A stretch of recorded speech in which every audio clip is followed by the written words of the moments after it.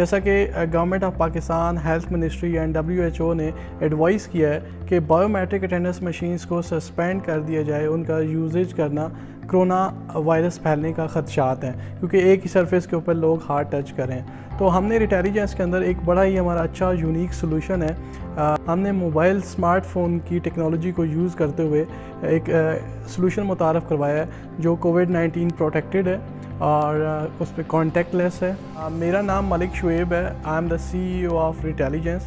हमने रिटेलिजेंस के अंदर एक सेफ़ पाकिस्तान कैंपेन शुरू की है। जब उनके एम्प्लॉइज़ जब ऑफिस आएंगे तो वो एक QR कोड वो अपने वॉल के ऊपर, ऑफिस वॉल के ऊपर पेस्ट कर देंगे।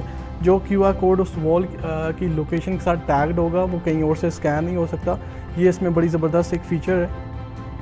एम्प्लॉइज़ जब सुबह ऑफिस आते हैं तो वो ऐप के थ्रू, इंटेलिजेंस ऐप के थ्रू QR कोड स्कैन करेंगे और प्लस वो उनसे पूछेगा कि फ़ोन के फिंगरप्रिंट के ऊपर वो अपना अंगूठा लगाएंगे और उनकी अटेंडेंस मार्क हो जाएगी। कोई भी बंदा इसको बाईपास नहीं कर सकता, क्योंकि इसके अंदर 3 फीचर यूज़ हो रहे हैं।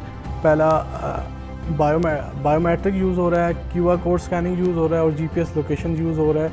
और इसके अंदर कोई हार्डवेयर नहीं है। कंपनीज़ को, ऑफिस वालों को कोई हार्डवेयर इंस्टॉल करने की ज़रूरत नहीं है और मल्टीपल लोकेशंस के ऊपर वो QR कोड अपने लगा के और लोगों को एक सेफ़ इन्वायरमेंट ऑफिस का दे सकते हैं। और इसकी फिर कंप्लीट डैशबोर्ड के ऊपर रिपोर्टिंग है, जिसमें वो लोगों को देख सकते हैं कि कौन कब आया, वो ऑफिस से कब गया। एम्प्लॉइज़ का अटेंडेंस का डाटा वो अपने पे रोल के साथ इंटीग्रेट कर सकते हैं ताकि उनका जो ओवर टाइम जो है उसके थ्रू वो बना सके।